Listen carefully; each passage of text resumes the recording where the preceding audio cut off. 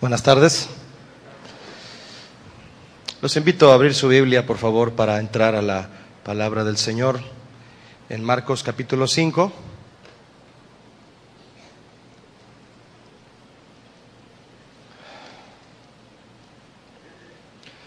Y le invito a leer desde el verso 1 de Marcos 5.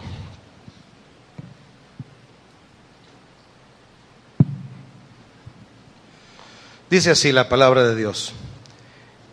Vinieron al otro lado del mar, a la región de los Gadarenos, y cuando salió él de la barca, enseguida vino a su encuentro de los sepulcros un hombre con un espíritu inmundo, que tenía su morada en los sepulcros, y nadie podía atarle, ni aun con cadenas, porque muchas veces había sido atado con grillos y cadenas, mas las cadenas habían sido hechas pedazos por él, y desmenuzados los grillos, y nadie le podía dominar.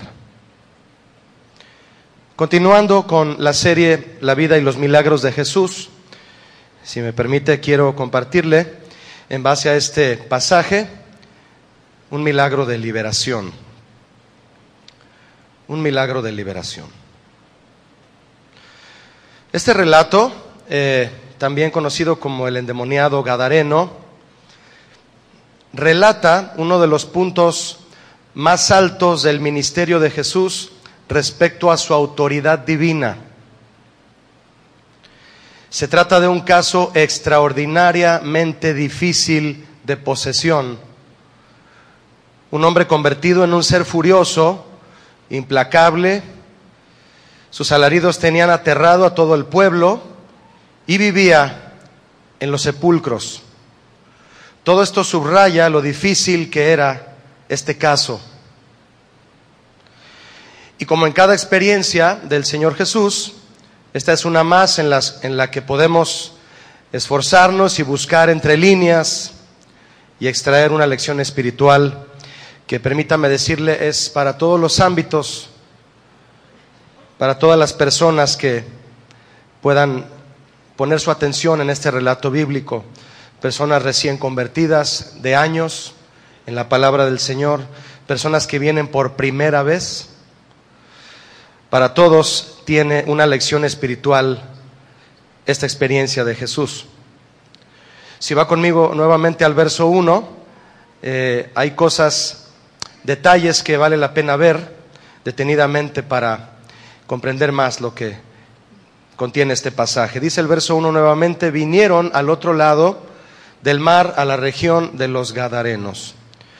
Bueno, permítame decirle que Gadara era una ciudad de 10 que se agruparon y se organizaron por cuestiones de comercio y de protección. 10 ciudades, Decápolis, eso significa la palabra. Habían hecho una alianza y Gadara era una de ellas.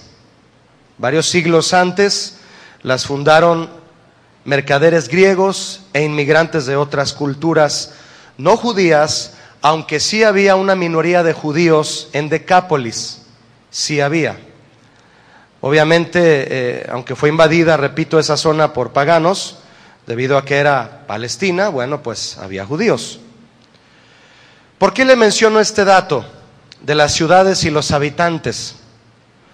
Porque para nosotros, como pueblo de Dios, es necesario meditar y permanecer conscientes que cuando hay una mezcla de culturas y costumbres humanas ajenas a Dios, eso propicia el relajamiento espiritual, propicia el desapego a los principios bíblicos y el desvanecimiento de los valores cristianos. Mucha gente que amando a Dios cambian de nación o cambian de país, cambian de cultura. Bueno, pues si no abren bien su corazón y a mantenerse en la palabra de Dios y en los principios del Señor, las culturas, las costumbres y toda la mezcla que puede ocurrir en una ciudad de culturas y costumbres no apegadas al Señor puede desvanecer los principios cristianos en toda una familia. El apóstol Pablo exhortaba de esto a los corintios. Les decía que debían despegarse de toda costumbre pagana y evitar enredarse con culturas y costumbres que debilitarían su compromiso con Dios. Fue cuando les dijo: no os unáis en yugo desigual con los incrédulos. Eso no se refería solamente a casarse con personas no cristianas. No, la exhortación es muy amplia. Es una exhortación con la que Pablo les dice: no hagan relaciones sociales ni comerciales, no se enreden en las cuestiones del mundo que pongan en peligro su compromiso con Dios. No se unan en yugo desigual. Y los exhorta con las palabras de Isaías. Ahí en 2 Corintios 6 es donde los exhorta y les dice: apartaos. Y vuelve a decir: apartaos, salid de ahí, no toquéis cosa inmunda, salid de en medio de ella y purificaos los que lleváis los utensilios de Jehová. Entonces, mire, sin adelantarnos mucho a la historia del endemoniado gadareno, simplemente saber que este hombre a quien Jesús liberó fue poseído por una cantidad extraordinaria de demonios, eso nos muestra el nivel de actividad satánica, pagana, demoníaca, desquiciada y depravada que había en Decápolis. Eso nos lo dice todo. Debido entonces a la influencia pagana, los pocos judíos que habitaban ahí ya eran apóstatas. Se supone que debían vivir amando la ley judía, amando el Pentateuco, la ley de Moisés, pero no, se dejaron enredar por los griegos, por los idólatras, otras culturas y costumbres paganas, y abandonaron los mandamientos de Dios y el culto al Señor, aunque eran judíos. Se mezclaron con pueblos que no aman al Señor. Por esta razón, el Señor, cuando sucede esto, abandona a la cruel tiranía de Satanás y sus demonios a naciones enteras. Yo he visto reportajes, no sé si a usted le ha interesado ver respecto a las catástrofes naturales, cómo es que, bueno, Dios permitiendo las catástrofes naturales, también muestra cómo es que ha dejado a su suerte, porque eso es lo que busca una nación cuando se aleja de Dios. Queda a su suerte. ¿Quieres vivir a tu suerte? Pues se te va a dejar Dios a tu propia suerte. Bienaventurada, dice la Biblia, la nación cuyo Dios es Jehová. Yo veía, por ejemplo, mis hermanos, las catástrofes que arrasaron con Haití. Y Haití es un país sumamente idólatra e infestado de brujería. ¿Usted recuerda lo que pasó aquí en Estados Unidos, en Nueva Orleans? ¿Cómo arrasó un huracán a todo el pueblo de Nueva Orleans? Nueva Orleans es la cuna de la santería. Hay una película de Walt Disney que se llama La princesa y el sapo, en donde sale claramente todo lo que sucede en ciudades como Nueva Orleans. La santería, la brujería, todo eso está ahí. Llega el Señor y permite que haya juicio. ¿Por qué? Porque se alejaron de Él. Dios los entrega a eso. Es por eso que podemos sacar esta conjetura o decir que por esta razón tan clara este hombre sufría a este nivel. ¿Qué fue lo que este hombre vivió? ¿En qué se enredó? ¿En qué se habrá metido para que todo ese montón de demonios lo estuvieran atormentando? Vea conmigo el verso 2 de Marcos 5. Dice: y cuando salió él de la barca, ¿quién salió? Jesús. Enseguida vino a su encuentro de los sepulcros un hombre con un espíritu inmundo, que tenía su morada en los sepulcros y nadie podía atarle ni aun con cadenas. Desde el Génesis y a través de toda la historia bíblica, usted y yo podemos aprender que Satanás odia que el Señor haya hecho al hombre a su imagen y semejanza, y que el hombre mismo puede llegar a ser templo del Espíritu Santo. Eso Satanás lo odia, y es por eso que él y sus huestes buscan y han logrado a gran escala usar el cuerpo humano en forma destructiva para distorsionar y destruir la relación y la semejanza del hombre con su Creador. Por eso buscan ocupar el cuerpo de los seres humanos, buscan ser templo de demonios, que eso sea el cuerpo del ser humano, Quieren distorsionar el plan perfecto de Dios, que quiere que los humanos sean templo de su Espíritu Santo. ¿Cuántos son templos del Espíritu Santo aquí? A Satanás no le gusta eso.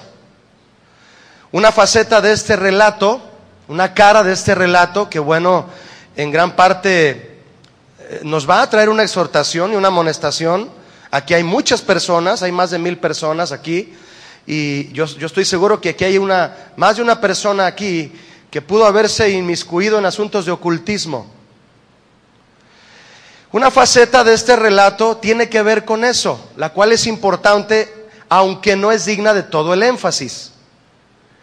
Es esta con respecto a los demonios, que nos muestra que los demonios, nos muestra el relato claramente, Marcos, Lucas y Mateo lo muestran, que los demonios son peligrosos, poderosos y destructivos. ¿Usted cree eso? ¿Sí? Aunque muchos hoy no creen en la posesión diabólica y califican el comportamiento de este hombre simplemente como de lunático, era un lunático, o lo atribuyen a una invención de su mente desquiciada, aquel hombre, el gadareno, sí creía en los demonios, sí creía, y fueron algo real para él. Usted lo va a ver más adelante por qué. De hecho, el término lunático, para todos los que aún lo usan, es una falacia, ya que la ciencia moderna no reconoce ningún daño particular que la luna produzca. Usted se le puede quedar viendo a la luna y no se va a hacer lunático, ni en luna llena, ni en nada. Es una lumbrera que el Señor puso ahí para la noche, y así es hermosa, ¿no? Reconocer la existencia y la actividad maligna de Satanás. De hecho, Pablo les decía a los corintios, no ignoren los ataques del enemigo para que no tome ventaja sobre ustedes.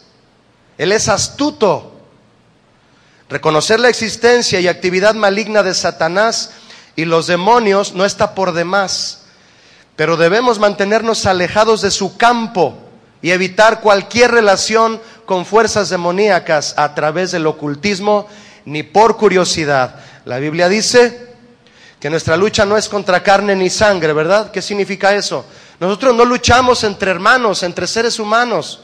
Nuestra lucha es contra huestes espirituales de maldad en las regiones celestes. Ahí está el enemigo queriendo distorsionar el plan de Dios, engañando a muchos que se dicen cristianos. Ahí está la lucha. Percatarnos de lo que hace el enemigo, que es querernos desviar de nuestra vista de Cristo y conservar nuestra vista en Cristo. Desde el inicio, el Señor advirtió a su pueblo en la ley de Moisés acerca de no meterse en asuntos de ocultismo, ni por curiosidad. El Señor les habló diciendo, no sea hallado en ti quien haga pasar a su hijo o a su hija por el fuego, ni quien practique adivinación, ni agorero, ni sortílego, ni hechicero, ni encantador, ni adivino, ni mago, ni quien consulte a los muertos. Porque es abominación para con Jehová cualquiera que hace estas cosas. Y por estas abominaciones Jehová Dios echa estas naciones de delante de ti, las echa. Por eso es bienaventurada la nación cuyo Dios es Jehová. ¿Lo cree usted así? Sí, gracias a Dios que Él nos cuida, ¿verdad? Estas prácticas que se mencionan en Deuteronomio, terribles, eran comunes en las religiones paganas, comunes. Los propios vecinos de Israel, como Moab, los amonitas, los moabitas, hacían todo eso, sacrificaban a sus hijos al dios Moloc y usaban la magia y la comunicación con el mundo de los espíritus para predecir el futuro y obtener dirección y buscar prosperidad. Claro, si no, ¿para qué se pretende eso? Se quiere el dinero. Es la raíz de todos los males. A los israelitas les dio curiosidad por estas prácticas ocultas y Dios se los prohibió. Les prohibió tener que ver con todo aquello, debido a que Satanás está detrás de lo oculto. Hoy en día Satanás no es menos peligroso que en los días de Moisés y de Jesús. No lo es. Actualmente los horóscopos, los agoreros, la brujería y los cultos extraños siguen fascinando y engañando a la gente. Está el caso más reciente de la locura en las redes sociales, donde miles de personas están utilizando un juego conocido como el reto del Charlie Charlie. ¿Ya lo vio? ¿Ya escuchó hablar de eso? No lo vaya a hacer, Se pone una hoja tamaño carta y se le pone sí, sí, no, no y 2 lápices cruzados. Charlie, Charlie, ¿estás aquí? Y el lápiz se mueve, sí o no. Es una ouija barata, es una ouija improvisada. Y hay todo una rebambaramba en internet de cómo debes invocar a ese mentado Charlie y cómo debes despedirte, porque si no es una catástrofe si no te despides bien de él. Es todo un asunto que causa curiosidad en la gente. Lo sorprendente y aterrador para muchos es que un gran número de jóvenes y adolescentes han afirmado comunicarse con este ser, que por cierto dicen que es mexicano. Se llama Charlie y es mexicano. Espero que no sea Charlie Olivares. Bien. Es que un gran número de jóvenes y adolescentes han afirmado comunicarse con este ser. Yo sí me comuniqué con Charlie, incluso sabiendo los peligros que conlleva utilizar estos juegos similares a la ouija, y las personas continúan deseando tener este tipo de comunicaciones. Todo esto es una rama pequeña del ocultismo. Por lo general, el interés de la gente por el ocultismo viene de un deseo de conocer y controlar el futuro. ¿Qué quiere la gente cuando se mete en ocultismo? Conocer y controlar el futuro. Y como le dije hace un momento, ¿a dónde en realidad se quiere llegar? Al dinero. Se busca la riqueza. Enredarse en actividades de ocultismo abre puertas inimaginables a Satanás. Si no, pregúntele al Gadareno. Y abre puertas a los demonios, lo que ha llevado a muchos a resultados terribles en sus vidas. Gente que no tiene paz, no pueden dormir. Cosas que son reales. ¿Por qué? Jesús lo dijo. Él lo advirtió claramente. Dijo que cuando un espíritu inmundo deja a un hombre, si el hombre se descuida y no se llena de Dios, el espíritu inmundo, al ver que el hombre sigue hueco, vuelve con otros 7 peores que él. Y dice Jesús, y el postrer estado de aquel hombre viene a ser peor que el del principio. ¿En qué se habrá ido metiendo y metiendo y metiendo el Gadareno para quedar a ese nivel? Imagínelo. ¿Verdad? Personas que en su ignorancia, y le repito, hay de todo tipo de personas en una iglesia así. Personas que en su ignorancia creen que el trabajito que les hicieron cuando estaban jóvenes, haciéndose una limpia, pueden librarse de eso. ¿Y qué hacen con eso? Van con Satanás a que los libre de Satanás. Y eso va provocando que el postrer estado del hombre, al meterse en este tipo de prácticas, sea cada vez peor, más que al principio, dice el Señor Jesús. Para quienes aman a Dios, ¿hay alguien aquí que ame a Dios? En la Biblia es donde el Señor nos dice todo lo que tenemos que saber acerca de lo que va a suceder, ¿verdad que sí? El Espíritu Santo y las Escrituras interpretadas bien en la iglesia son suficientes para que el cristiano se informe y repose confiadamente en las promesas divinas. Y mire, hablando de descansar en las promesas de Dios, porque para eso se tiene curiosidad por el futuro y tener control de él. ¿Qué es querer tener control del futuro? Asegurarlo. ¿En qué sentido? Financiero. Siempre todo recae en eso.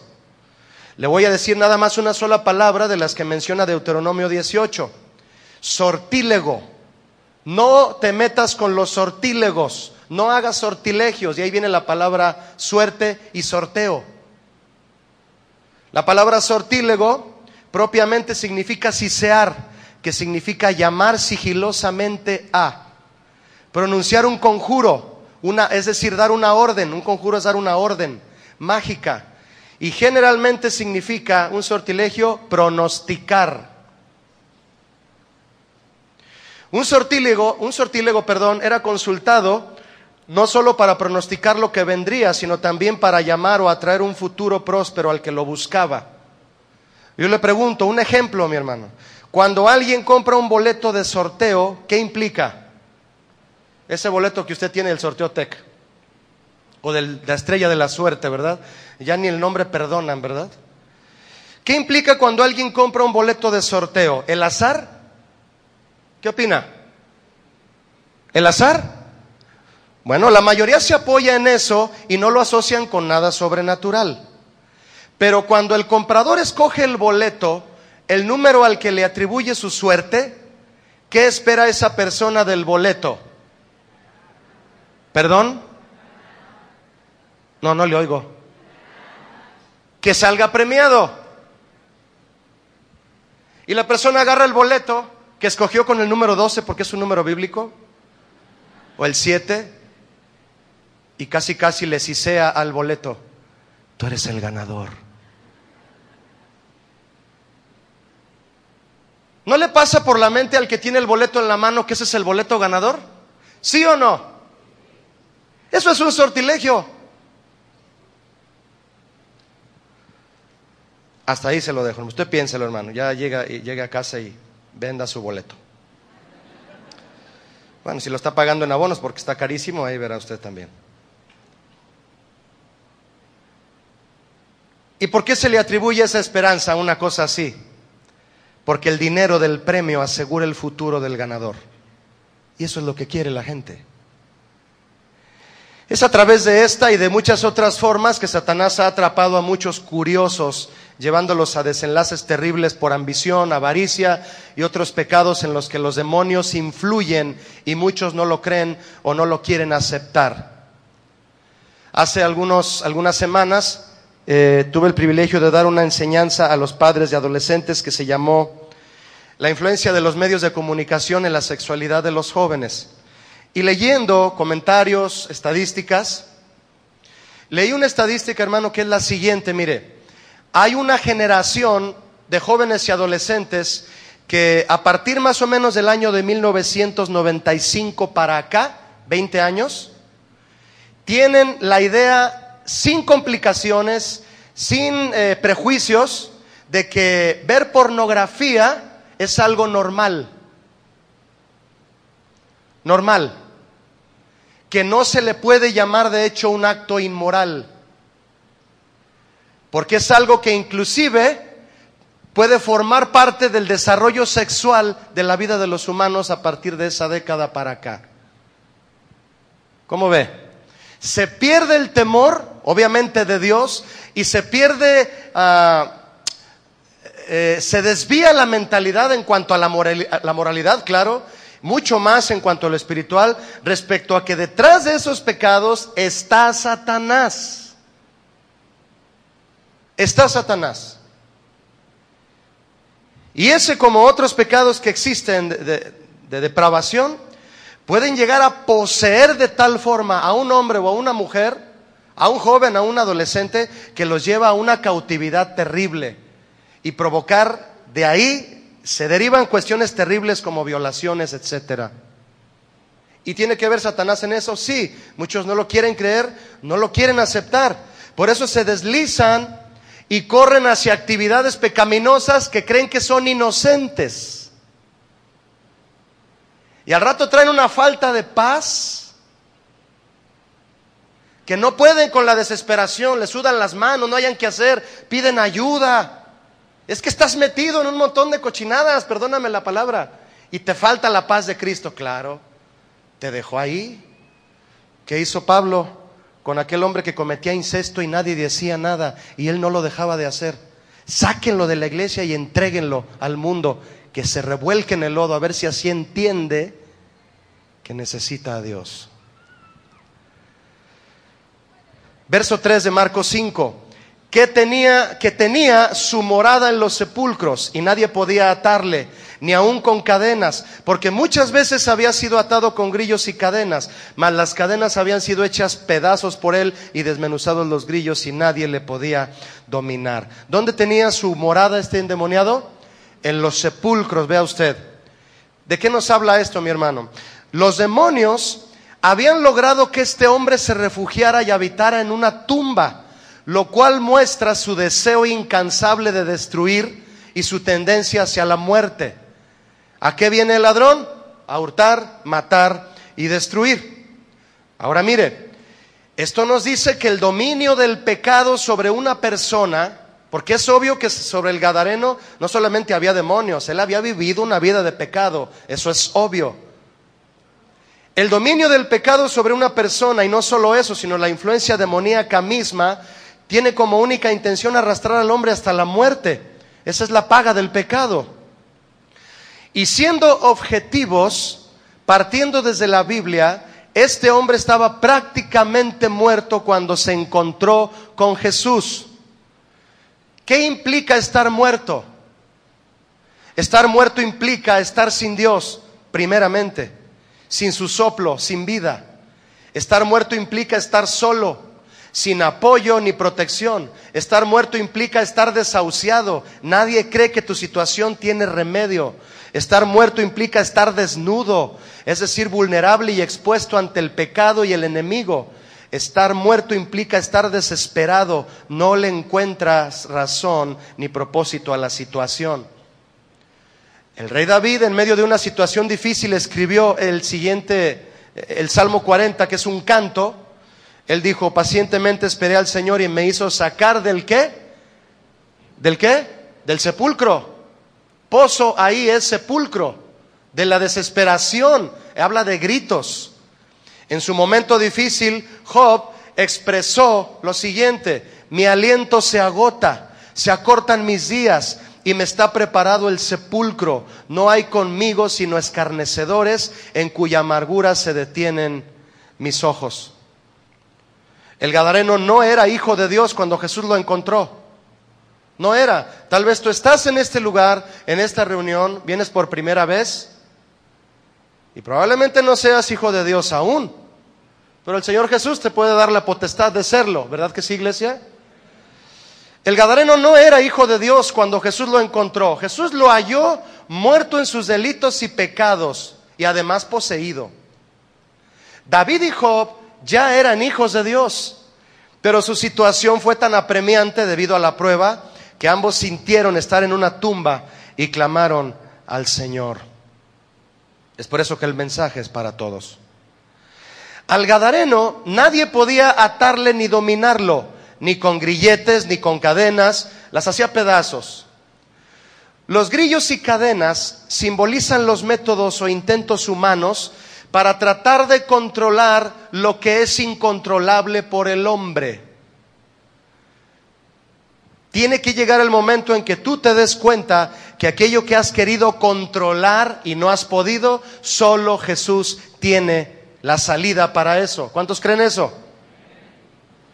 Solo Jesús la tiene.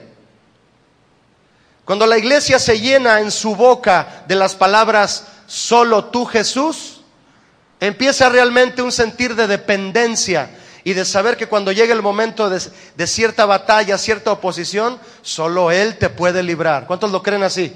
Solo Él. Diga conmigo, solo Él me puede librar, nadie más.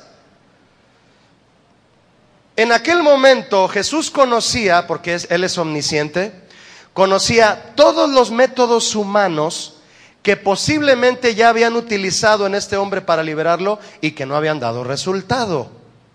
Debido a eso, Jesús sabía también que su autoridad debía ser demostrada para comprobar a todos que solo Él puede liberar a este y a cualquier nivel. Solo Él, nadie más. Este tipo de casos, como el del gadareno que estamos viendo, los rabinos, aún los rabinos, lo atribuían al influjo mágico. Y a partir de eso, creyeron también que la cura debía ser también por medios mágicos. Como le dije hace un momento, le piden ayuda a Satanás para ser libre de los demonios. Los rabinos usaban amuletos en los que escribían versículos bíblicos. Fíjese, amuletos con versículos bíblicos. No sé si usted ha visto un cuadro o ha estado o ha visto alguna foto en donde si usted llega al aposento de un chamán o de un brujo o de alguien que practique la magia, como quiera que sea, la santería, se visten de blanco algunos de ellos porque significa la pureza, y tienen unos ídolos de este lado, macabros los ídolos, y de este lado tienen un Cristo como de 2 metros. ¿Se ha dado cuenta de eso? ¿Cómo revuelven todo? ¿Y cómo hacen un influjo, una mezcla, un licuado de todo? Los rabinos comenzaron a hacer ese tipo de acciones. Ponían en amuletos los versículos bíblicos y ponían los nombres de los demonios, los cuales eran solo conocidos por ellos. Mire, tenían así como exclusividad con los demonios. El exorcismo se solía hacer por medio de conjuros y encantamientos, mezclados de acciones supersticiosas o por repetición de palabras sin sentido, pero en cuya acumulación y ritmo se pensaba que estaba el poder para exorcizar. Eso se usa hoy en muchos sectores. De hecho, en muchos sectores, lo digo con una intención clara, mis hermanos, en muchos sectores ignorantes de la iglesia cristiana, al oír estas palabras de conjuros, el demonio debía de huir. Si se resistía el demonio a huir, habían de aplicarse otros remedios más eficaces. Uno de los remedios era la increpación o las increpaciones, que significa reprender por medio de gritos. ¿Puede usted imaginarse a un ser humano gritándole al demonio que se salga? Otra forma eran las conminaciones, que significa amenazar y advertirle al demonio que si no se sale. Imagínese un ser humano advirtiéndole a un demonio. De hecho, existían ya libros y manuales con rituales y fórmulas mágicas, pero no daban resultado. ¿Recuerda usted? Mire, todo esto que le estoy comentando se aclara perfectamente en la Biblia. Simplemente en la experiencia que tuvieron los exorcistas ambulantes se da a entender claramente la falsedad de los métodos para expulsar demonios. Uno de esos exorcistas ambulantes, dice el libro de Hechos, Lucas está narrando que intentaron invocar el nombre del Señor Jesús sobre los que tenían espíritus inmundos. Intentaron, diciendo a los endemoniados: te conjuro por Jesús, el que predica a Pablo. Fíjese nada más, qué conjuros tan absurdos. Pero respondiendo el espíritu malo les dijo: conozco a Jesús y sé quién es Pablo, pero ustedes ¿quiénes son? Hasta chistoso se oye, ¿verdad? Parece un cuadro así como de sketch cómico. Y el hombre en quien estaba el espíritu malo, saltando sobre ellos y dominándolos, pudo más que ellos, de tal manera que huyeron de aquella casa desnudos y heridos. ¿Se quiere poner a amenazar a un demonio? ¿A gritarle para que salga? No, mi hermano, la Biblia no nos enseña así. Cristo no lo hizo así. No solamente fue la demostración de su poder, sino que entendamos de qué forma opera el enemigo y de qué forma nosotros debemos actuar también, y lo vamos a ver. Esa ocasión de los exorcistas ambulantes fue la misma ocasión en donde todos los que observaban el cuadro agarraron sus libros de magia. Ahí está en Hechos 19, cuando quiera leerlo. Agarraron sus libros de magia y dijeron: tanto que gasté en este libro y no sirve para nada. Y se juntaron un montón de libros que los quemaron, tanto así que la cuenta de todos los libros que quemaron era de 50,000 piezas de plata. ¿Cuánto has gastado tú hasta hoy intentando encontrar la cura, la solución? ¿Cuánto has gastado? ¿Recuerda aquella mujer que gastó todo lo que tenía en médicos? ¿Sí la recuerda? Todo lo que tenía se lo gastó en doctores, en exámenes, en médicos, y no se aliviaba. Muchos, de hecho, déjeme decirle, de los que llaman o vienen a la iglesia buscando ayuda, lo hacen porque ya no encuentran método humano que los libere y los saque del sepulcro a donde los ha llevado su pecado y el enemigo. Se agotan los recursos y vienen a Jesús. Si tú estás aquí habiéndose agotado todos tus recursos, bienvenido. Aquí está el Señor Jesús, ¿verdad, iglesia? Acompáñenme al verso 5, por favor. De Marcos 5, verso 5. Y siempre de día y de noche. ¿Cada cuándo? Todo el tiempo. Andaba dando voces, es decir, gritando en los montes y en los sepulcros, e hiriéndose con piedras. ¿Hiriéndose cómo? A sí mismo. Hiriéndose a sí mismo. Eso está terrible, ¿no? Gritaba y se hería con piedras. Mire, hermano, cuando una persona es esclavizada por el pecado y por el enemigo, se queja. ¿Cuándo se entiende lo que estoy diciendo? La posesión del pecado en una persona y del enemigo producen queja. Es lógico, no es para menos. Pero su queja no es para buscar ayuda, sino para anunciar su condición a todos los que lo rodean.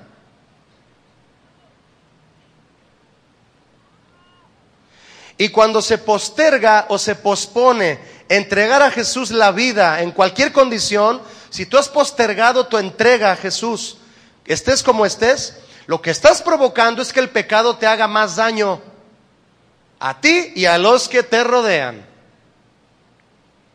Eso le estás permitiendo al pecado al postergar tu entrega total a Jesús. Te está dañando más el pecado y te está orillando a la muerte. Esa es la verdad. Verso 6, si me acompaña.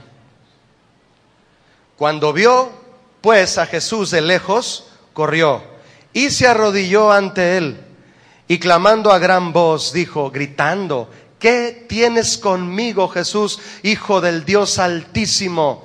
Te conjuro. ¿Qué es te conjuro? ¿Recuerda? Te ordeno. ¿Quién le ordenó a quién? El espíritu inmundo, a Jesús. ¿Puede ver ese cuadro? Te ordeno, te demando, por Dios. Fíjese, un demonio pidiendo por Dios. Son engañosos. Que no me atormentes. Le quiero hacer una pregunta. En la mañana hubo mucha controversia aquí, hermanos, teológica. ¿Quién corrió y se postró ante Jesús? ¿El gadareno o los demonios? ¿Quién dijo yo? ¿Alguien dice los demonios, el gadareno?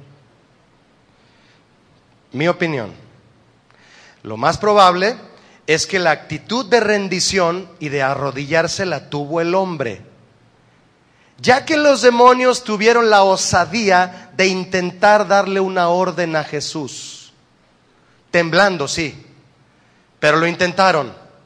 Por eso les fue como les fue, ¿verdad? El hombre se arrodilló ante Jesús, escuche esto, y vea el contraste para entender la lección aquí. El hombre se arrodilló ante Jesús, pero los demonios estaban implacables. Muchas personas que desean ver un milagro de liberación en su vida enfrentan fuertes luchas de oposición y rinden una y otra vez su vida y su situación a Jesús sin ver resultados inmediatos. Pero eso no significa que Jesús no ha querido ayudarlos o no ha podido liberarlos. No, lo que pasa es que Jesús prueba nuestra fe, ¿o no, mis hermanos? Él prueba nuestra fe y quiere verla totalmente puesta en Él. La Biblia habla en Mateo 13 que Jesús llegó a lugares en donde no quiso, no que no pudo, no quiso hacer milagros porque había mucha incredulidad. Ayer me decía un hermano y amigo aquí al final de la reunión, Julio, me siento tan mal por una situación personal que siento que Dios no me escucha. Y le dije, no confundas a que Dios no te escucha, a que no te responde. ¿Cuántos saben que hay una gran diferencia en eso? Dices, Julio, ¿que Dios no responde? A veces responde con silencio, hermano. Y Él quiere que nosotros captemos su silencio, así como, ahorita mira, ¿le has dicho así a tu hijo? Cuando está gritando, le dices, shh. Y el niño se queda así. Yo le dije, no, es que no te escuche, es que no te ha respondido, pero ya te escuchó. ¿Qué hay que hacer cuando no nos ha respondido? Más fuerte, mi hermana. ¿Nos queda claro eso? Esperar. No te desesperes. Este hombre se arrodilló aunque los demonios estaban queriéndoselo llevar a otro lado. Pero él sabía que necesitaba algo. ¿Qué necesitas tú? Y en lo que tienes una lucha profunda, ahí está Jesús. Ahí está. Jesús trató, primera y directamente con el espíritu inmundo, quien estaba dentro de este hombre, y era la causa de su tormento. Y note usted esto: el hombre nada podía hacer para cooperar en su liberación. Nada. Lo único que podía hacer, si acaso, era mantenerse de rodillas. Esperar a Jesús de rodillas. Qué simbólico, ¿no? ¿Quieres ayudarme para ser liberado? Quédate de rodillas. ¿De qué nos habla eso, mi hermano? De la total soberanía de Dios sobre Satanás y los demonios. Total. ¿Cuántos lo creen? ¿Qué actitud debemos tomar nosotros respecto a eso? Bien, cuando Jesús dice: si el Hijo os libertare, seréis verdaderamente libres. La frase verdaderamente libre significa ser libre desde el interior.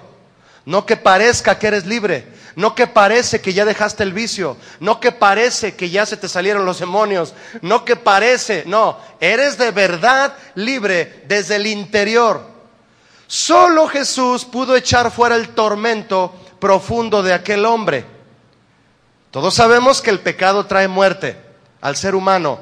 Y mire, trae muerte en todos los sentidos. ¿Lo cree usted que el pecado trae muerte en todos los sentidos? En todos, en todos. Pero ¿qué es lo primero que el pecado mata en el hombre? Su espíritu. Su espíritu. Muchos luchan por sus medios, tratando de recuperar la vida espiritual que el pecado les ha robado. Pero es en vano. Nadie tiene ni puede tener acceso a su propio espíritu para vivificarlo. Nadie. Solo Jesús es espíritu vivificante. ¿Sí, iglesia, o no? Solo Él. Vuelvo a la frase. Solo Él. Marcos 8, verso 8, si me acompaña, de Marcos 5. Verso 8 dice: porque le decía. ¿Quién le decía? Jesús al espíritu inmundo. ¿Qué le decía? ¿Me ayuda? Sal de este hombre. Bien. En el griego, el tiempo verbal utilizado en la frase le decía indica que Jesús había ordenado repetidamente al espíritu inmundo salir. ¿Qué significa eso? ¿Que a Jesús le costó trabajo sacar a los demonios? No significa eso. Jesús, en las ocasiones en que decía sal de este hombre, pudo haber dicho en una de esas: es la última vez que lo digo. ¿No lo cree así usted? Yo sí, porque sé a qué nivel opera su autoridad. Entonces, los demonios no querían ser despojados del cuerpo que ocupaban en ese momento, ni del que ocupan. Y por eso a veces lanzan fuertes ataques. Esto, claro, no es para suponer que Jesús batalló mucho con los demonios y que estos no le obedecían. No, Jesús es soberano. Los demonios estaban muertos de miedo. Esa es la verdad. Estaban temerosos de ser echados al abismo, como lo dice Lucas. Y eso tenía que ser hasta el día del juicio. Tenían miedo de ir a sufrir ya al infierno y le decían: no nos atormentes. Lo que sí podemos, mis hermanos, no suponer sino asegurar es que Jesús es el único a quien Satanás y los demonios temen. ¿Por qué te quedas callado, Julio? Porque hay quienes piensan que Satanás les tiene miedo a ellos y se hacen los valentones y se hacen los Pancho el terror de los demonios. Ocurren estas cosas en el rubro cristiano, mi hermano, aún en actitudes particulares. Pablo exhortaba diciendo: ¿tú crees que puedes ir y tentar a Dios y meterte en asuntos de pecado y salir ileso? Ah, ¿vas a tentar a Dios?, dice Pablo. Y muchos se hacen los valientes ante el enemigo. No lo olvide, mi hermano, el único ser a quien Satanás y los demonios le temen es a Jesús. ¿Me explico con lo que trato de decirle? Hay gente que ubica a otros seres humanos como: es que él exorciza demonios. A él los demonios le tienen miedo, a él, no, él ora y los demonios salen. ¿Será él? No es él. Y se ubica de maneras supersticiosas a personas a quien se cree que los demonios respetan. No es eso. Satanás solo le tiene temor a Jesús. ¿Lo creen o no, mis hermanos? Bien. Para curar entonces a este endemoniado, Jesús usó su mandato, usó su voz, no usó amuletos, no usó conjuros, solo dijo: sal de este hombre. Un mandato. Así como dijo: hágase la luz y apareció el sol, así dijo: sal de este hombre. La voz que él tiene es la voz de autoridad. Así como creó el universo, con esa misma voz le dijo al espíritu inmundo: sal de este hombre. Por esto, en situaciones en las que Satanás está tomando control, Jesús es el único que puede someterlo con su sola presencia. Nosotros solo debemos someternos a Él y a su palabra, escondernos detrás de su autoridad y protección, y el diablo huirá de nosotros. ¿Qué dice Santiago 4:7? Someteos pues a Dios, resistid al diablo, ¿y qué más? Y él huirá. Es todo. ¿Quién está calificado para orar por un endemoniado? ¿Quién se somete a Dios, se resguarda bajo la autoridad de Jesús y tiene fe? Y simplemente le dice a la persona: el Señor te reprenda. Lo vamos a ver ahorita. No somos nosotros. Nosotros nos escondemos detrás de la protección y la autoridad de Jesús. Escuche estas promesas, espero que le gusten, que quiera tomarlas para usted. Él te librará del lazo del cazador. ¿Les gusta? De la peste destructora. Con sus plumas te cubrirá, y debajo de sus alas estarás seguro. Escudo y adarga es su verdad. No temerás el terror nocturno, ni saeta que vuele de día, ni pestilencia que ande en oscuridad, ni mortandad que en medio del día destruya. Caerán a tu lado 1000 y a tu diestra 10,000 o 6,000 o una legión, mas a ti no llegará.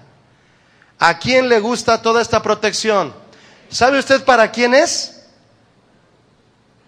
Para el que habita al abrigo del Altísimo. Para el que no habita, no.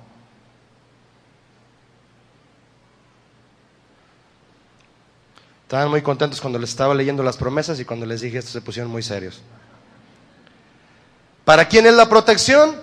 Para el que habita al abrigo del Altísimo. Repito, para el que no habita, no. Verso 9, por favor. Y le preguntó Jesús, ¿cómo te llamas? Y respondió diciendo: Legión me llamo, porque somos muchos. Una legión, usted sabe, era la unidad más grande del ejército romano, y la respuesta de este espíritu inmundo fue asimilar, ponerle un ejemplo de cuántos eran. Entre 3,000 y 6,000 demonios atormentaban a este hombre. En aquel tiempo, los brujos y exorcistas aficionados suponían que si se podía descubrir el nombre de un demonio, se adquiría un cierto poder sobre él. Le decían: te conjuro, te ordeno, a cualquier espíritu demoníaco que seas, que me digas quién eres. Le decían al demonio.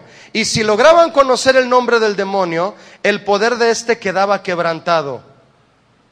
¿Qué tal las formas absurdas de pensar, mi hermano? Mire, de hecho muchos creen que Jesús, cuando preguntó el nombre, creen que Él siguió el protocolo de los brujos y de los rabinos. Al preguntar el nombre, muchos han de haber pensado: mira, también Él le pregunta el nombre al espíritu inmundo. Y por eso muchos hoy también creen que eso es hacer lo correcto. Preguntar al espíritu inmundo su nombre. Y espíritu de esto sal fuera, y espíritu de esto sal fuera, y espíritu de esto sal fuera. Es un espíritu inmundo y el Señor es quien lo va a echar fuera. ¿Qué importa su nombre? ¿Me explico o no? Espero que sí.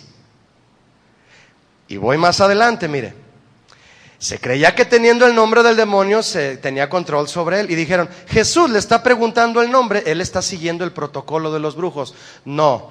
Lo que pasa, de hecho, recuérdelo, los que ignoraban que Jesús es la máxima autoridad, Lo juzgaron diciendo que él echaba a los demonios por Belcebú. ¿Lo recuerda? Está en Lucas 11:15. Este hombre echa a los demonios por Belcebú.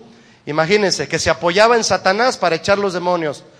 Lo compararon a Jesús con cualquier brujo, ignorando que él es el único que puede dirigirse a Satanás como y cuando él quiera y reprenderlo directamente. Entonces, Jesús no le preguntó el nombre al espíritu inmundo para seguir un protocolo de los brujos. Se lo preguntó porque él sí puede preguntar eso.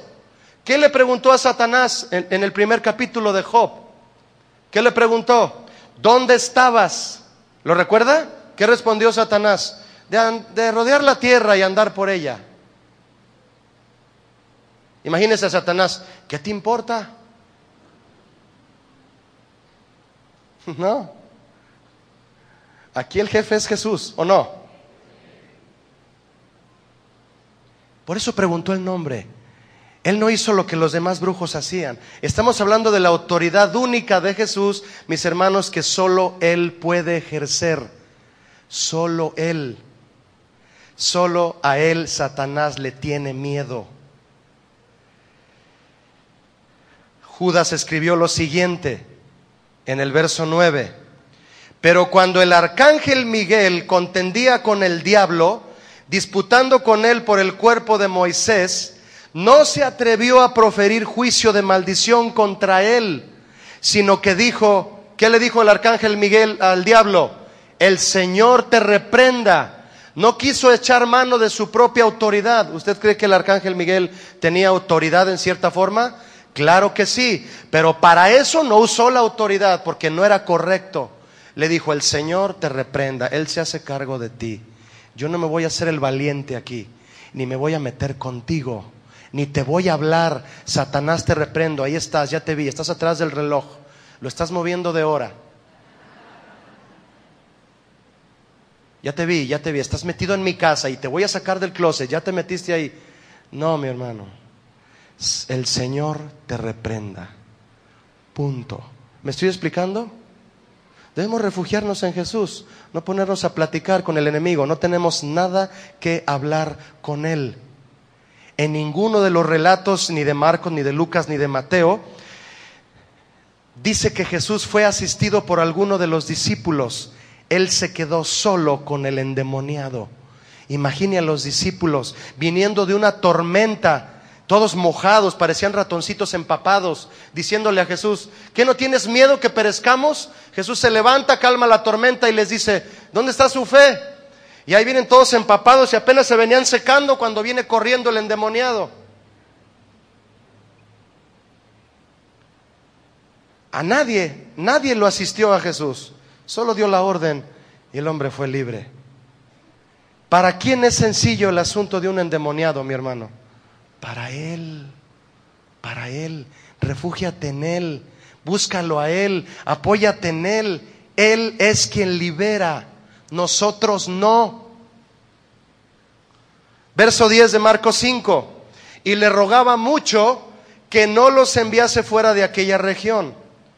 La versión de Lucas dice que no los mandara al abismo, lo cual simboliza el infierno. Imagine usted, hermano, cómo estará el infierno, que ni los demonios quieren estar ahí. Jesús pudo haberlos enviado al infierno, pero todavía no llegaba su hora. Pero quería sacarlos de este hombre a quien estaban destruyendo. Verso 11: estaba allí cerca del monte un gran hato de cerdos paciendo.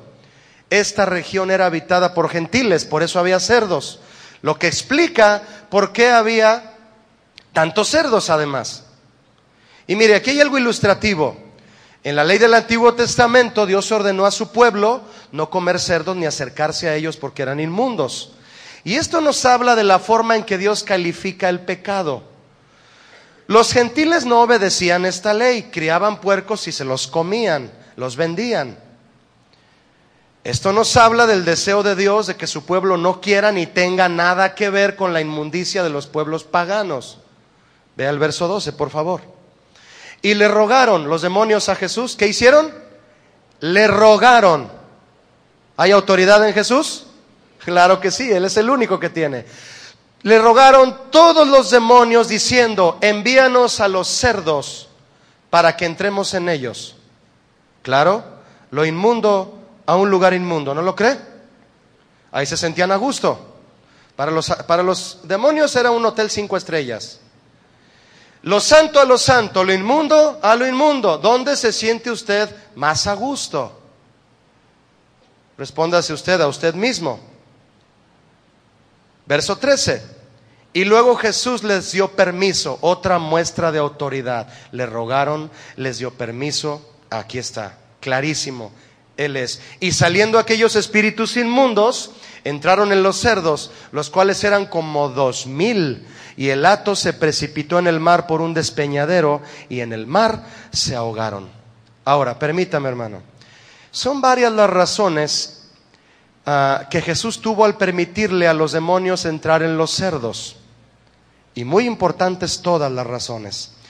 La primera y muy importante fue que Jesús, como sabio médico, como médico divino, que entiende y comprende la mente enferma, usó aquel acontecimiento para comprobar al hombre que su tormento realmente había llegado a su fin. ¿Ves aquellos cerdos que están allá? ¿Ves que se están despeñando? ¿Ves que se están muriendo? Allá va lo que te atormentaba.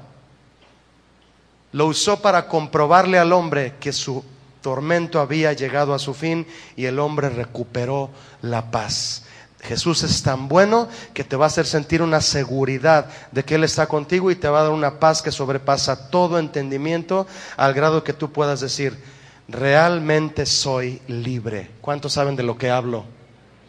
Soy verdaderamente libre. Algunos no son verdaderamente libres.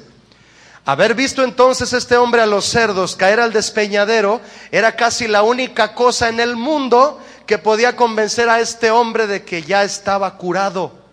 Así de bueno es Dios, mi hermano. Verso 14, véalo por favor. Y los que apacentaban los cerdos huyeron y dieron aviso en la ciudad y en los campos, y salieron a ver qué era aquello que había sucedido. Vienen a Jesús y ven al que había sido atormentado del demonio y que había tenido la legión, sentado. ¿Cómo lo vieron?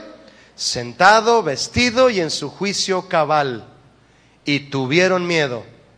Bueno, tú sabes aquí de lo que se está hablando, ¿no? Muchos de tus familiares y tus conocidos están impresionados al ver el cambio que Jesús ha hecho en ti, y prefieren verte como estabas antes, ¿o no? Hijo, yo te prefiero marihuano que estar ahí de aleluya, ¿verdad? Y así lo dicen, y se van a ese extremo. Ahora, ¿qué obtuvo este hombre? Juicio cabal. Fíjese hasta dónde llega el milagro de liberación de Jesús en un ser humano, de estar totalmente poseído, descontrolado, o controlado, mejor dicho, por el mismo enemigo, a tener un juicio cabal. ¿Cómo es eso posible? Solo Jesús. Amén, mis hermanos. Solo Jesús. Juicio cabal significa tener una mente sana, normal, bien balanceada, seria, moderada, sobria, equilibrada, disciplinada, con capacidad de razonar. Es mucho, ¿verdad? El juicio cabal es un gran reto, pero es un privilegio que Jesús nos permite tener a quienes acudimos a Él corriendo y diciéndole: Señor, sáname por favor. Juicio cabal. Qué bendición recibir esto de parte de Jesús. El juicio cabal, mis hermanos, y lo que describe a su vez nuestro comportamiento y la actitud que Dios quiere en nosotros en estos últimos tiempos. Porque estamos rodeados de depravación, porque estamos rodeados de pecado, estamos rodeados de cosas que distraen nuestro compromiso con Dios, que nos quieren meter en un sentir de afán. Las cosas materiales, el esfuerzo en tu trabajo, hasta eso puede distraer.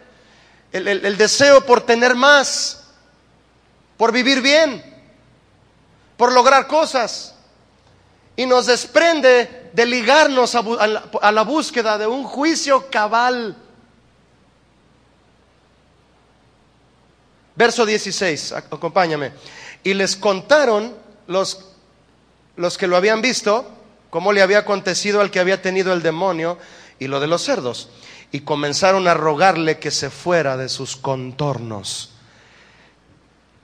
Después de ver un milagro, de ver salva un alma, un hombre sufriendo, que había sido liberado en su sano juicio y cabal, la gente quiso que Jesús se fuera de ahí. Esto tiene mucho que decir, mis hermanos, y mucho que nos amonesta. Cualquiera con sentido común habría supuesto que aquella gente se debió haber alegrado mucho al ver al hombre liberado, y que le pidieran a Jesús no que se fuera, sino que se quedara a hacer más milagros.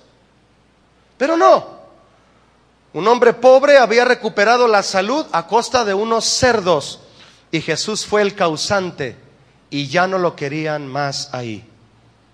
¿Sabe lo que Jesús hizo? Jesús hizo lo que hace su palabra hoy con cada uno de nosotros cada vez que la escuchamos. Altera nuestra rutina. La palabra de Dios altera nuestra rutina. Un frecuente grito de batalla de la mente humana hoy en día es: no me compliques la vida. En general, lo único que quiere la gente es que la dejes en paz, en su vida tal como está. De manera instintiva la gente dice: no alteres mi tranquilidad. En medio de la difícil situación en la que están muchos, el consejo del Señor aparece a darles la solución. ¿Y qué responden? Prefiero que las cosas sigan como están. Es humano no querer que nos alteren nuestra comodidad, pero es divino estar dispuestos a sufrir molestias para que otros estén mejor. Cuando tú te propones cambiar, tu familia recibe el beneficio. Pero cuando no quieres que tu comodidad sea rota, eso es algo meramente y completamente humano, no es divino. Lo divino es cambiar para que otros sean bendecidos. La gente de manera instintiva también dice: no te metas con mis posesiones. Y vaya que esto es un contraste, piénselo usted. No te metas con mis cerdos. Quiero a mis cerdos, no me los quites. Ninguna persona renuncia voluntariamente a lo que posee. Cuanto más tenemos, más queremos retener para nosotros mismos. La gente también de manera instintiva dice: no me compliques mi religión. Existen denominaciones en las que las congregaciones informan a sus posibles pastores que los aceptarán con la condición de que no prediquen de ciertos temas. No me compliques mi religión. Otros dicen: no me compliques mis creencias. Es decir, lo que estaba bien para mis antepasados, lo que estaba bien para mis padres y mis abuelos, es suficiente bueno para mí. No me lo cambies. Así estoy bien. No me interesa saber nada nuevo, porque sospechan los que piensan así que en ese caso tendrían que pasar por muchos sudores mentales y pensar de nuevo las cosas y llegar a nuevas conclusiones. No me compliques la existencia. Jesús, mejor vete de mi vida. No se lo decimos así, pero a veces hay actitudes que se lo gritan. Vete de aquí, Jesús. Estoy bien como estoy. El nombre de Jesús es sinónimo de cambio. Por eso muchos ya no quieren escucharlo. Aquellos gadarenos preferían el reembolso de sus cerdos que la libertad y la salvación de un alma sin esperanza. Prefirieron sus chiqueros que la libertad de Jesús. Mire, aquí hay una suposición, mi hermano, que vale la pena mencionar. Si los dueños de los cerdos eran judíos, entonces era un negocio ilegal. Si los dueños de los cerdos eran paganos, entonces insultaban la religión nacional, que era el judaísmo. En cualquier caso, la destrucción de los cerdos fue justa por parte de Jesús. Jesús sabía que no solo tenía que echar fuera a los demonios, sino destruir a los cerdos. ¿Puede usted imaginarse a un judío criando cerdos? Un judío cuya raíz supuestamente era amar a Dios era amar sus mandamientos, pero con un cerdo en el patio. Por eso le decía al inicio del sermón el comentario respecto a esta estadística. Hoy muchas personas a quien usted entrevista de cierta década para acá no le dan una importancia sobrenatural, o que algo sobrenatural haya detrás de pecados terribles que hoy en día se ven en el internet, por ejemplo. Y dicen, no, eso no es inmoral, eso inclusive sirve para que el desarrollo sexual de jóvenes y adolescentes sea con menos inhibición. Y ahí están los jóvenes buscando páginas que se llaman juegos sexuales para jóvenes. O buscar la forma de cómo seducir a la chica en la secundaria. Y ya no lo ven malo, no lo encuentran malo. Profesan amar a Dios a su manera, pero tienen un cerdo en el patio. Y el olor, ¿no? El olor, las consecuencias. Judíos que supuestamente amaban la ley de Dios con un cerdo en el patio de su casa. Verso 18, vamos al final. Al entrar él en la barca, Jesús, el que había estado endemoniado, le rogaba que lo dejase estar con él.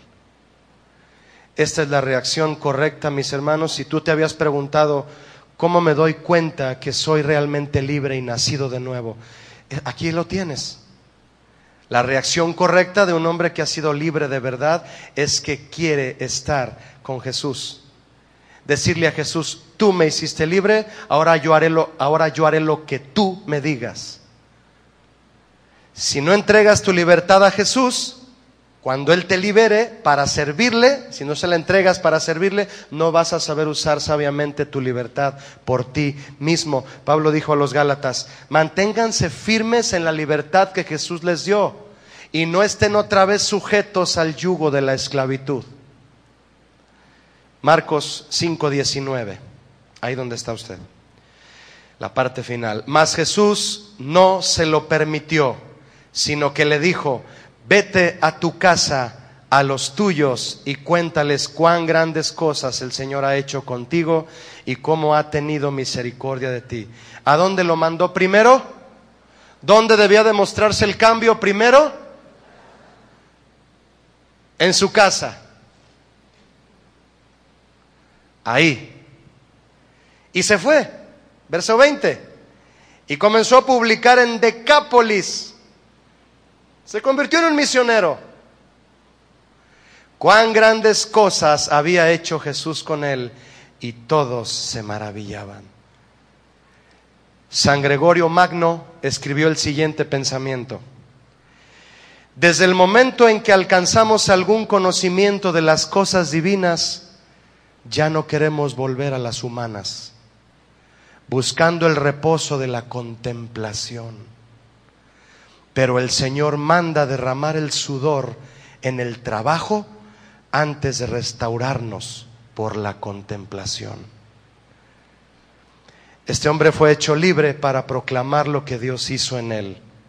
Si tú no proclamas lo que Dios ha hecho en ti, es que no ha hecho nada. Si hay alguna cadena en tu corazón que no has podido romper, Cristo sí puede. ¿Hay alguien que diga amén aquí? Cristo sí puede, y para Él son de papel. Pídele que te haga libre desde lo interior, y cuando lo seas, cuida esa libertad, no juegues con ella, guárdala amando y obedeciendo los mandamientos de Dios que te ha hecho libre. ¿Sabe usted, mi hermano, para qué es la ley, entre otras cosas? ¿Para qué es una ley? Para preservar la vida. Usted obedece, usted seguirá vivo. Cualquiera que sea tu situación hoy, ya sea por estar muerto en tus delitos o pecados, y así vienes, bienvenido, o por estar en una prueba como hijo de Dios, Jesús ha cruzado el mar, la tempestad y todo lo difícil para encontrarse contigo. Corre hacia Él. En cuanto se baje de la barca, corre hacia Él, porque se va a subir a la barca y ya no va a regresar. corre hacia él. Job le dijo: dame fianza, Señor, sea mi protección cerca de ti, porque ¿quién querría responder por mí? Diga conmigo: solo Jesús. Cierra tus ojos, por favor. Y si quieres darle una respuesta al Señor, te animo a que se la des. Quédate ahí sentado un momento, o si quieres ponerte de pie, como tú gustes, dile: Señor, yo necesito un milagro. Estamos aprendiendo de tu vida y de tus milagros, Señor, y yo necesito un milagro. ¿Por qué no se lo dices? ¿Sabías que tú puedes decírselo ahora? Él está aquí, mi hermano. Él cruzó el mar, lo dejó todo en su casa para llegar hasta aquí. Cierra tus ojos y dile: Señor, corriendo hacia ti, hay una libertad que necesito, hay una paz que solo tú das, y quiero sentirla. Es terrible estar, Señor, lejos de ti. Como quiera que sea, si por no haberlo conocido nunca y estás aquí por primera vez, o si acaso tienes 20 años de cristiano y hay algo que te está haciendo sentir en el sepulcro, Él pondrá tus pies sobre la roca. Él, háblale a Él. Él es el que libera. Él es al que Satanás le teme. Él es el que tiene la autoridad. Él es el que reprende al enemigo. Él. Di su nombre. Dile: Jesús, líbrame, aquí estoy. Y si hay algo especial por lo que tú quieras pedirle, ponte de pie como corriendo hacia Él a la barca en un acto simbólico de fe, y clama a Él. Gritando llegó este hombre. No tenemos que gritar, esto es un símbolo, pero hay un clamor interno con el que le puedes decir: Señor, yo me he metido en esto, he hecho esto y estoy preso y no tengo paz, y lo único que acaricio son los barrotes de mi celda por mi pecado, y no te conocía, Señor. Y a los que ya le conocen, si estás en una prueba, también dile: Señor, sácame del pozo de la desesperación. Esperaré en ti pacientemente. Y como Job, ¿quién querría responder por mí? Solo Jesús. Solo Jesús murió. Se quedó solo, pero era por ti y por mí. Qué hermoso es eso. Le podemos alzar nuestras manos y adorarlo, ¿te parece? Decirle: Jesús, tú te quedaste ahí. Tú no saliste corriendo, porque tienes toda la autoridad para hacerme libre. Qué grandioso, Señor. Hazme libre ahora, Señor. Si tú me liberas, seré verdaderamente libre. Un milagro de liberación, Señor. Si me he resistido al cambio, si me he resistido a cosas que tú estás queriendo mover en mí, sacar de mí, aquí estoy, Señor. Porque tú me enviarás a mi casa, a que ahí sea primero donde vean el cambio. Y hablaré de las grandes cosas que tú has hecho en mí, Señor, porque las has hecho. Las he experimentado, sé de qué se trata. A mí nadie me cuenta lo que tú eres capaz de hacer, Señor. Yo lo he experimentado. Y si tú lo quieres experimentar, solo levanta tus manos y dile: Señor, yo espero en ti. Tú eres Jesús, eres mi libertador, eres el Todopoderoso, eres el Hijo del Altísimo. Viniste en carne, te hiciste carne para morir por mí en la cruz. Esto es grandioso, Señor. No sé cómo agradecerte, y te doy gracias por la libertad tan hermosa que tengo ahora en este preciso momento. Tengo la paz de tu Espíritu Santo y no tengo que pedir más, solo decir: Jesús, ven a mi corazón, es tuyo, es tu habitación, lléname de ti. Yo ya me he vaciado de todo, Señor, lo que no me bendecía. Ahora estoy lleno de ti. Satúrame, que mi copa rebose, Señor. Quiero ser más como tú. Que yo mengüe, que tú crezcas, que seas tú en mí. Ese es mi deseo. No tengo otro, Señor. No tengo otro. No hay otro deseo que ser como Jesús. En el nombre de Jesús, a Él sea la gloria. Amén. Dios les bendiga, mis hermanos, que estén bien.